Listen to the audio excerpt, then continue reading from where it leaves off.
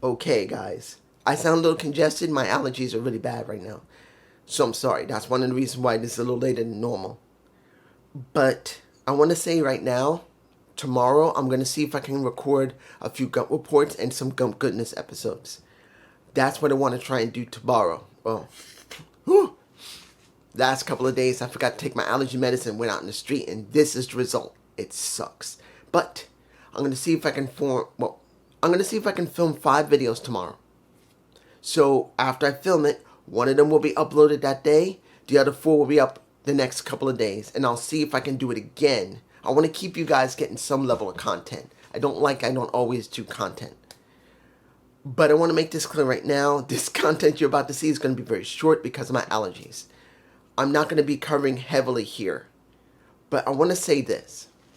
This episode was a typical episode of NXT. It wasn't something incredibly exciting, but it did give us something that was new. So I can give you that. Something that's a good opportunity for somebody.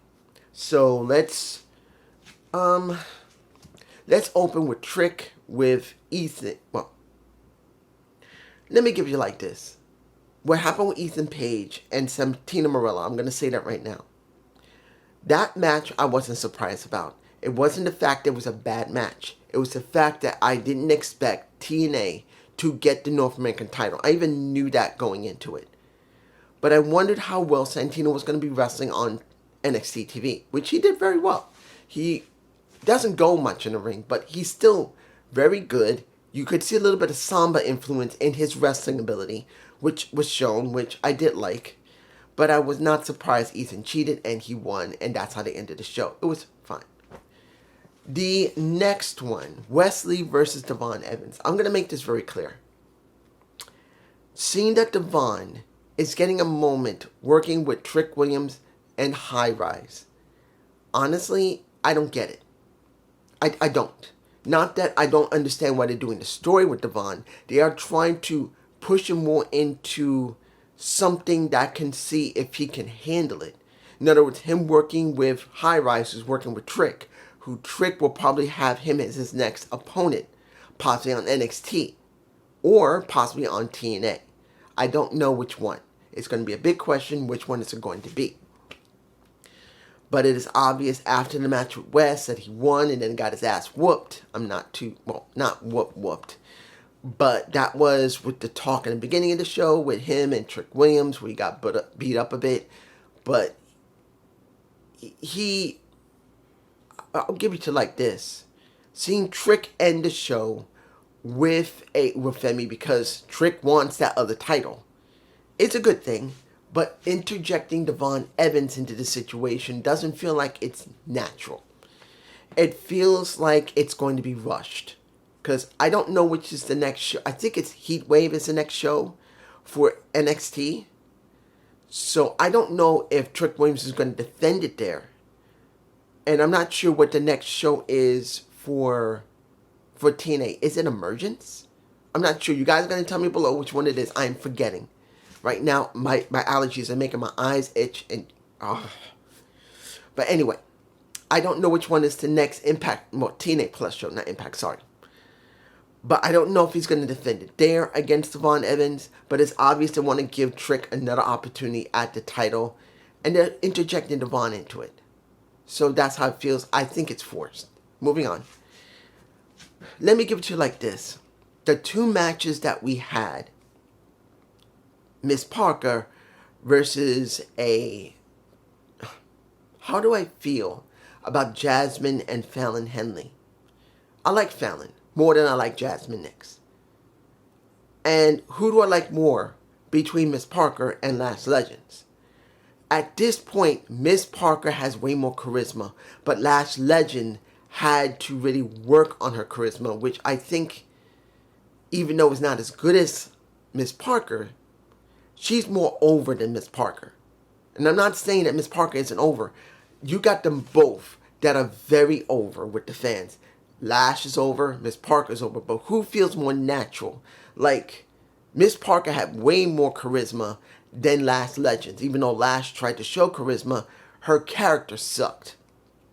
But when it came to Miss Parker, even though she didn't have a great character, her personality got her to win over the fans very easily compared to Lash. Lash had to go through a lot of work, particularly with Trick Williams and Metaphor, to get somewhere.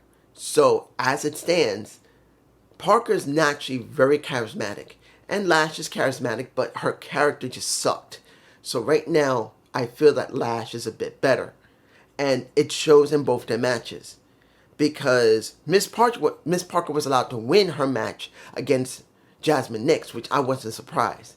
But I was surprised that when it came to Lash, she lost her match, and it was mainly due to not Fallon Henley's two partners of JC Jameson at Jasmine Nix, who had already been beaten.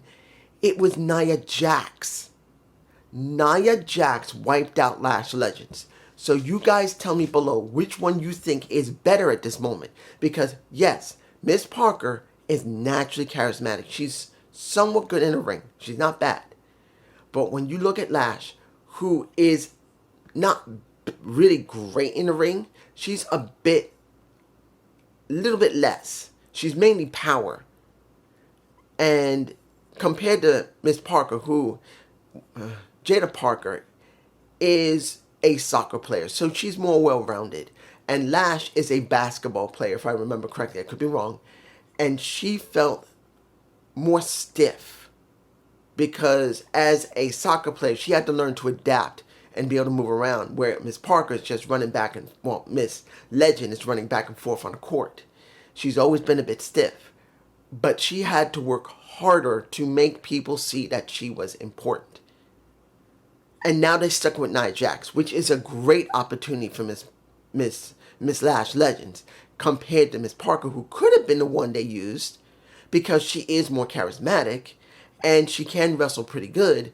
But they decided to go with Lash Legends. Do I really believe it's going to be great in the match between the two? No, but it's not the point of that. That's just giving Lash Legends some exposure. Moving on. Oh my goodness. How did I feel about Charlie Dempsey and Tavion Heights? It's over. I knew it was going to be over. Sooner or later it was going to happen. Now the question's not going to be about what happens with Tavion or even Miles Bourne, because he had his moment with Vic Joseph explaining why he is death because of how Alexis King's acting. Fine. But I believe it's not about either one of them, because either one of them could get the chopping block right now. I'm being honest. Both of them are great wrestlers, but honestly, I don't believe one of them or both of them are going to stay on the roster long. Because if they're not brought up to be fresh meat for the main roster, they're going to be just released. And I'm not saying they deserve it, but that's the way it looks. To me personally, I still like Tavion. He does have some charisma. And when it comes to Miles Bourne, it's not about him being hard of hearing. He's a great wrestler. You can see he has skill.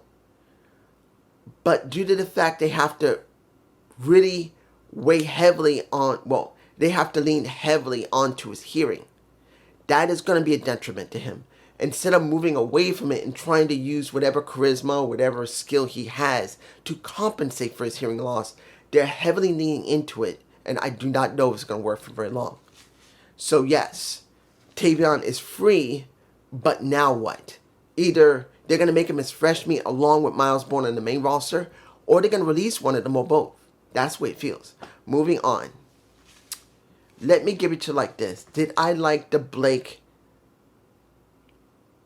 You know what? I'm going to wait a minute. Let me give it to you like this. I want to say this.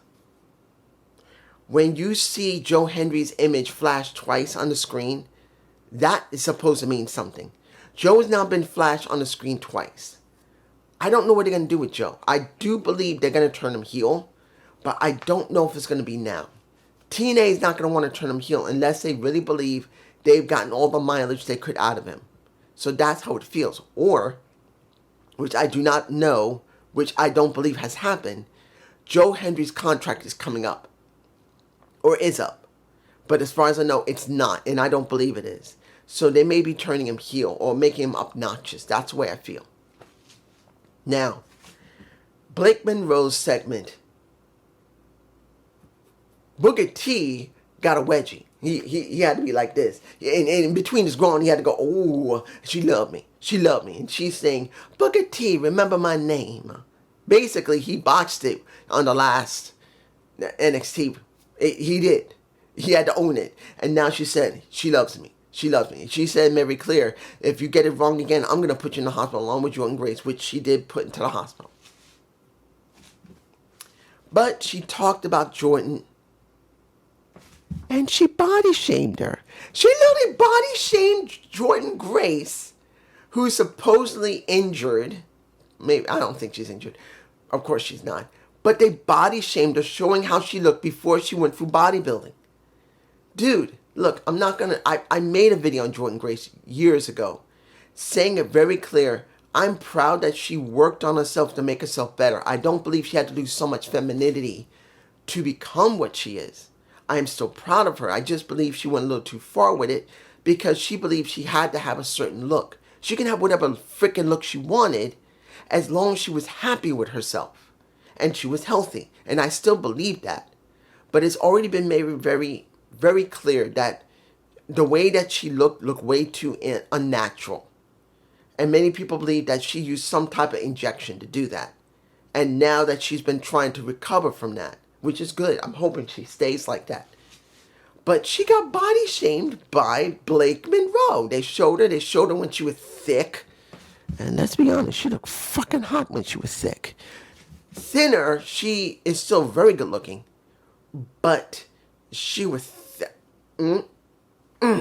She had that. And people liked it. I was one of them. But it doesn't mean I would still like her. But she body shamed her. Which was something I would not have expected NXT to go there. Which, the way how things are, and let's make this very clear. Oh, excuse me. Let's make this very clear. That's a no-no these days with women. They don't like women being body shamed, mainly by men. But by other women, that's always been a questionable thing. And there's going to be someone who's going to write about it, saying that she doesn't look like she's a wrestler. She looks like she's a background character, and she doesn't belong there. Normally, when you see something like that, they're supposed to be playing into it. But this day and age, people don't do body shaming. And they did that, which is a very surprising thing. Then we have Lola coming out. Then we had Kiani Jordan coming out.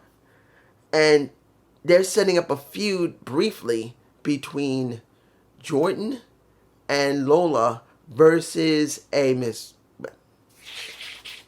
Parker, who was being held on because once the fight broke out and Miss Parker and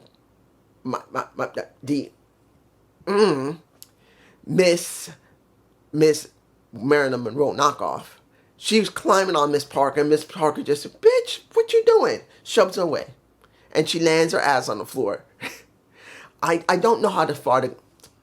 I think the reason I'm botching here is that I don't know how far they're going to go with this story. But they're doing something with Blake Monroe. I don't believe they're going to let her be thrown under the main title scene yet. It's way too soon. They got to give her something to do, so that's understandable why this is going on. Now, I also can say, how did I feel about Chase U's star pupils acting stupid, going into the room with the chairs where Hank and Tank seen they're going to try and get a tag title shot when the only thing they do is ask, and they didn't listen to one damn word Andre Chase talked about. Makes me think, why are they still doing this? This is not funny. With Andre Chase and Chase U, when it came to everybody else, there was certain levels of funniness with this, where they did go serious, but these guys don't feel funny. They feel like they were just thrown together and it's an afterthought, and I'm not liking it. I'm sorry. At this point, I didn't understand why they used Chase U. I didn't get it. And here, seeing they're working with Hank and Tank, and Andre Chase is the one who has to deal with these two. I don't even remember the names. And that's a bad thing for me personally, because I feel like they're not supposed to be doing this with these two with Andre. I'm not feeling it. What else do I want to talk about here? Let me give it to you like this. Was the show good? It was okay.